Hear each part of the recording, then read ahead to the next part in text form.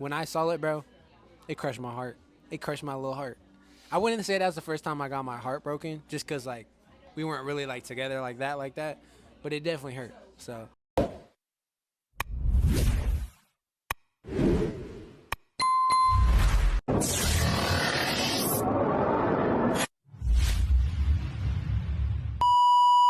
we back with another banger. Today we're gonna be answering questions. What are these questions about, Xavier? These are all about our firsts. Given this is the first time we sat down for a podcast, talking about all about first. First time, man. First time. All right, let's get into it. Shout out Cancun, by the way. Shout out Cancun. Cancun, located in Hayes, Kansas, y'all. Pop out. It's pretty good. Little Mexican restaurant.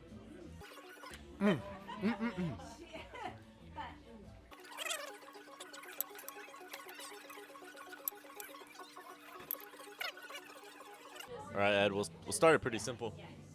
What was your first crush? First crush, man. Gotta say her name too. I'll expose. That's crazy. So I know this girl's gonna remember it, but I'm gonna go two because the first one I feel like doesn't really count. So if my first one was in 5th grade, and you think it'd be earlier, That counts. you think it'd be earlier, but hey, Let's do that one. 5th grade, really liked this girl, and it was kind of random. It was on like a random day, bro. Yeah, she'll still know. But it was a random day, and I really just went for it, and I asked her out. And I was in class, and right as everybody was going out to recess, you know how it be. I went up to her before she went out. She was actually chilling on a seat, and I went up to her and I was like, "Hey, do you want to go out with me?" And I mean, I built up all that courage, all that confidence. I just went up and did it, and she said no. And it's crazy because my first crush was my first rejection, and to me, that was one step to finding the love of my life. You know what I'm saying? Because if I didn't get out of my comfort zone and didn't talk to that person, I may not have been where I'm at today. So, yeah. But then my second one, my second crush was in 6th grade, Oh. and we actually dated. We ended up dating, and the way we broke up was I went all the way to London, got that big, what is it, Paddington? A Paddington bear from the movie with the red hat. You know what I'm talking about? Y'all know what I'm talking about. And I gave it to her when I came back. It was the only thing I could fit in my luggage, bro. I literally took all my other stuff out, left it in London to bring the Paddington bear back for her. And I kid you not, bro. Gave it to her, right? Put it in her locker room, left a little note, 5th grade vibes. And she ended up sending a video to her friends of her cutting it from the head and throwing it in her closet, gang. She threw it in her closet. And I ended up getting the video from one of her friends. And her friend was like, "Yo, you got to see this." When I saw it, bro, it crushed my heart. It crushed my little heart. I wouldn't say that was the first time I got my heart broken, just because, like, we weren't really, like, together like that. But it definitely hurt. So, yeah, that's first time for that. What about you, bro? I cannot say it's that deep for me. Definitely didn't get my heart broken by my first crush, but all right. So first crush. I mean, I've always been a lover, so we'll take this. We'll rewind all the way back to kindergarten. All the way back to kindergarten. It's summer. It's summer like daycare in between in between the school years. Summer, mom was working like 2 jobs, right? So I was at summer care. Met this little girl. Shout out Sierra, by the way. Amor en la sierra. Don't know your last name. It was back in North Carolina, so she was blonde with blue eyes, and I don't really remember how everything started. I just remember getting in trouble. We was caught kissing behind the trash cans. Yeah, and her grandma was the one who ran the after school care, so I was in trouble. So you got in trouble? Oh yeah. It was some young love stuff though, But first crush probably we won't leak names here. We'll go middle school. Middle school with it. I can't like it doesn't feel real because like comparatively like to the relationships I've had like it's really nothing, right? It's really nothing, bro. That fifth grade, sixth grade, Yeah. look, oh, I might go and hug them. Oh, I might go and get a little kiss tonight, y'all. Like, we was hyping it up, bro. Dude, and the worst part was I just said this girl was like cute, right?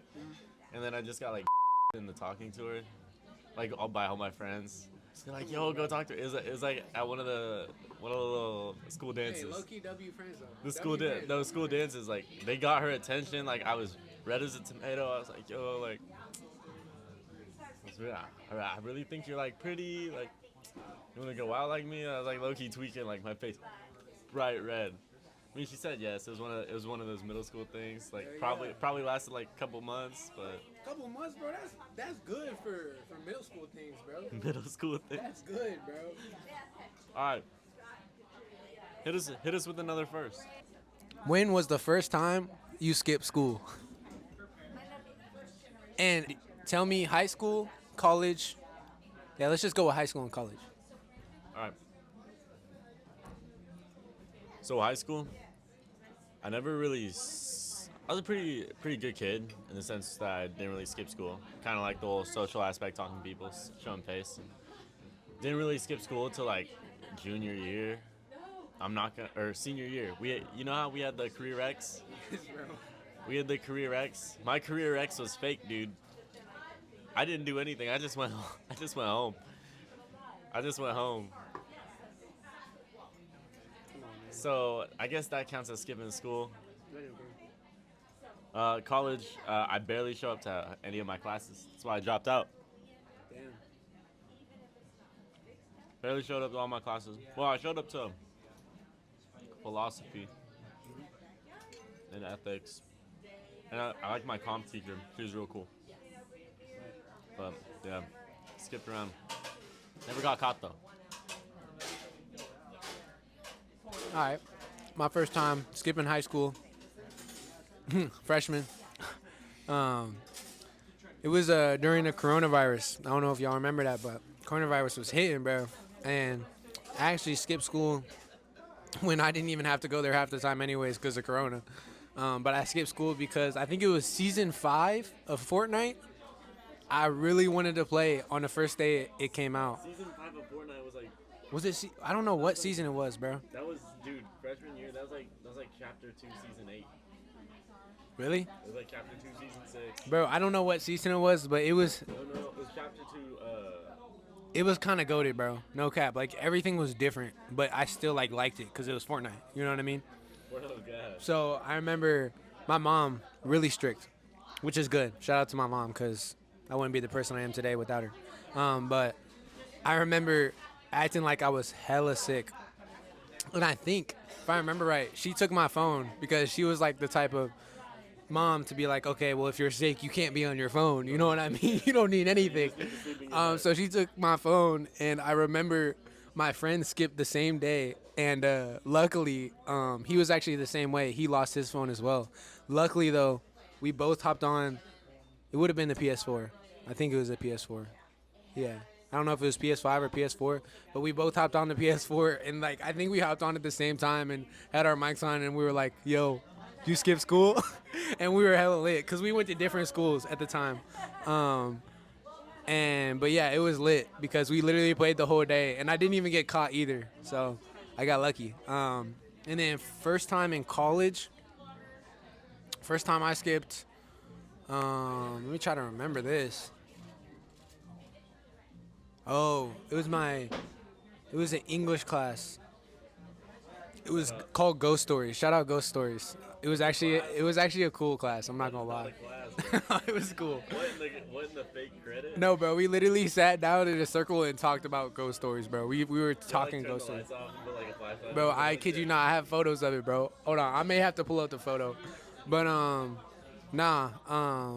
it was a 8 a.m. class, I believe. I think it was 8 a.m. 8 a.m. ghost stories. Yeah, 8 a.m. ghost stories. Anyways, I think I had weights in the morning, and I didn't get any sleep that day, or the day before. And I woke up like barely being able to go to weights, literally using my last ounce of energy. And I came back and I was like, should I go to class? And I didn't. I really didn't. I'm not gonna lie. And I haven't skipped class that many times, but like in college, bro, if you're getting this stuff done and you're really locked in, you're having A or a B in the class, like you know what I'm saying? You could skip a couple days. I'm not gonna lie. Like you could really still get an A, bro. It's so possible. But obviously you're risking like not being there that day and learning what's being taught in the class. You didn't hear the ghost story. Don't get me wrong. Yeah, you didn't hear the ghost story that day. You know, like which could be an issue on test day for ghost stories because Wait, they tested you on the ghost stories that you talked about. Yeah, so essentially it was a class that you needed to be there for to learn and to know. You know what I mean? Because What do you even learn in that class, dude? ghosts, bro, are real. But yeah, type. That's a good question. We're getting deep here, fellas. Ed, what was the first time you fell in love? What was it like? You don't have to talk about how it ended. Just what was it like? How it helped you grow as a person? Man, I'm getting flashbacks already.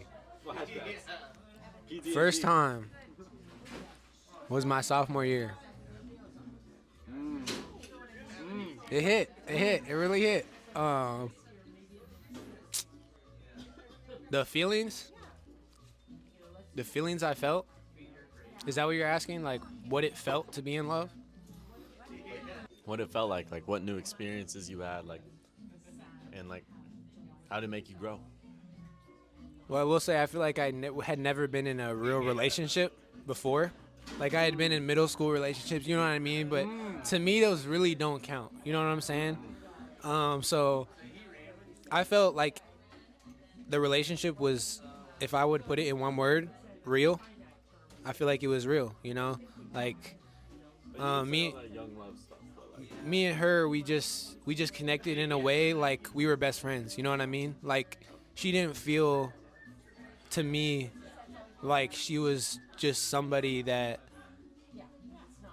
she wasn't a girl to me. You know what I mean? She was essentially my best friend. Like she was somebody that I could tell things to and feel safe and comfortable around. I could laugh with. I could be myself around. You know.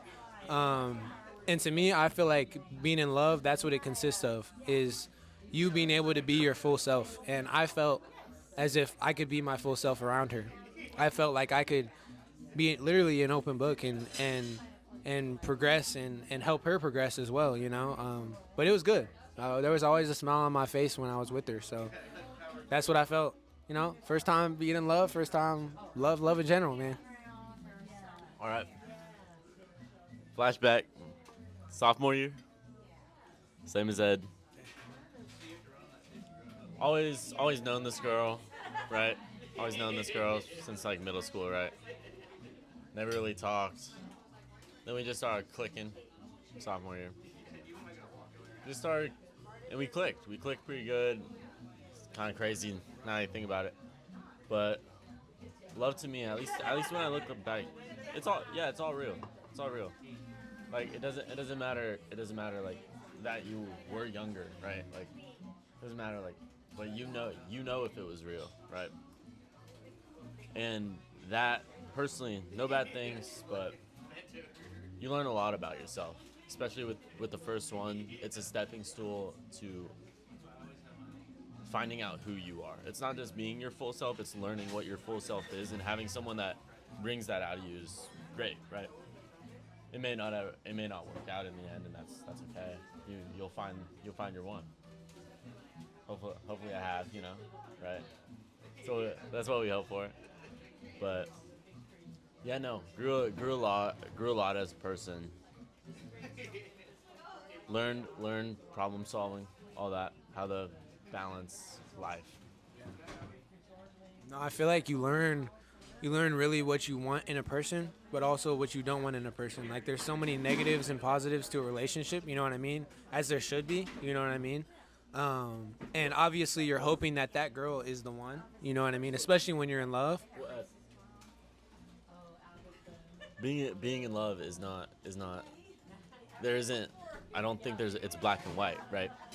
It's being in love is being willing to change for a person, not changing your core values or anything, but changing things that you might feel normal to help her. You're right. There's no 100% like compatible person. You have to build that, and that's what I think it's about. And like sometimes when I think about it, I feel like at least from what I've seen in the world too, a lot of people that end up falling in love or being together for the rest of their lives, a lot of them tend to be like complete opposites, bro. Which I feel like it's kind of crazy because like you would think that the people that would get along the most would be the people that, do the same stuff. You know what I mean? But at the end of the day, it's the relationships that they're complete opposites and they're trying to figure out each other and make them yin and yang and make them, combine together and as a whole, so that this person's likes and this person's likes and this person dislikes and this person's dislikes all combine together and almost in a sense equal out. And to me, that's what I always hope for. I want to be a grandpa that can be with some lady for the rest of my life, and whether we're in a wheelchair or we're still walking, I want to be with that lady for the rest of my life. You know what I mean? I just always hope and pray for that. Yeah, man. Love, love is one crazy thing.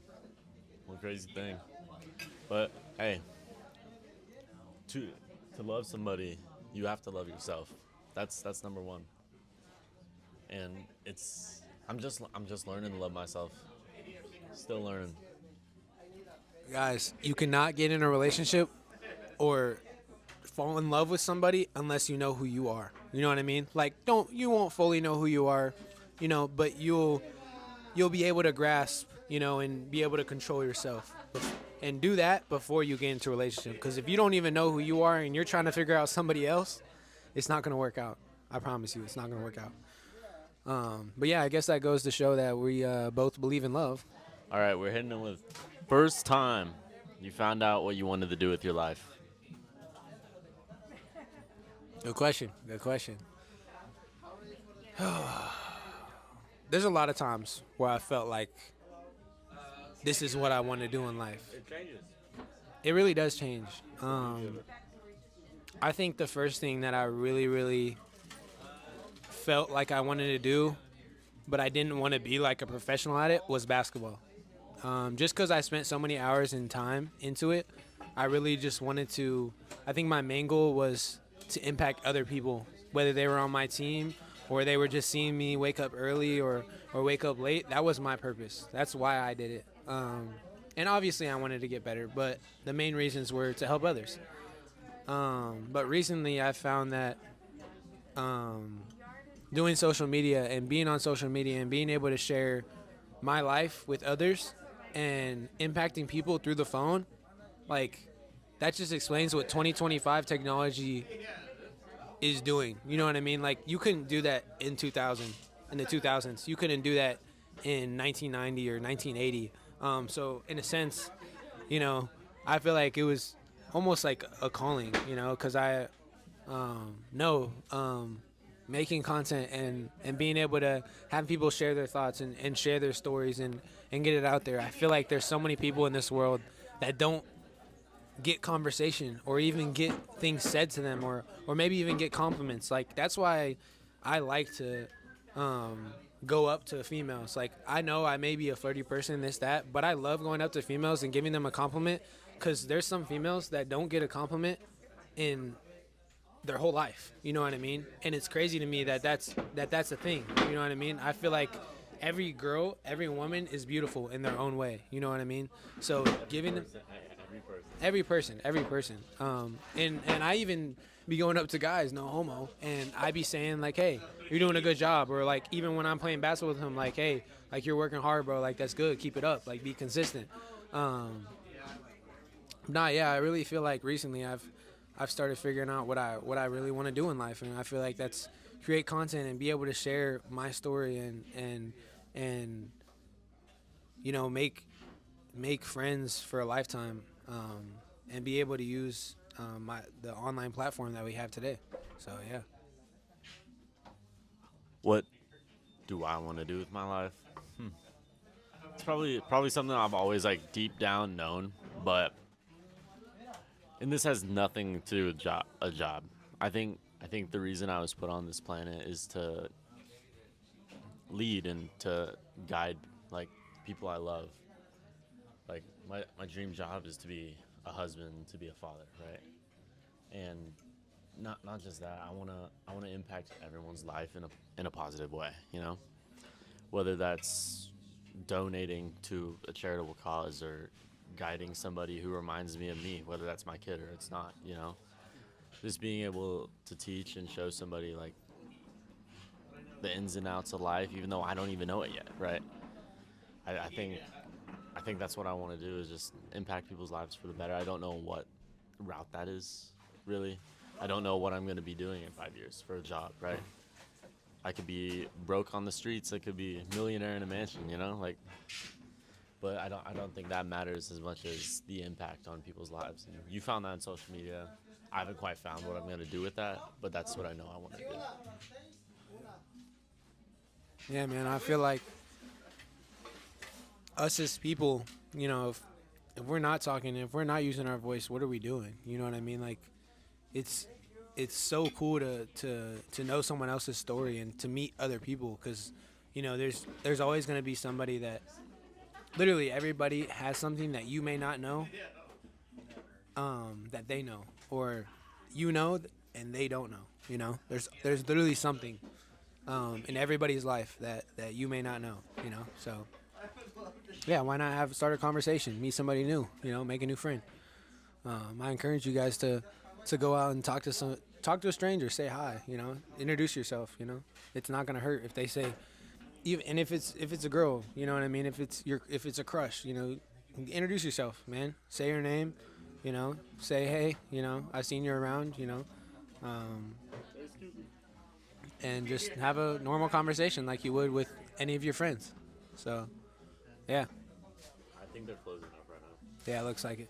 But well, that's gonna wrap up the video, but stay tuned for the next one, y'all.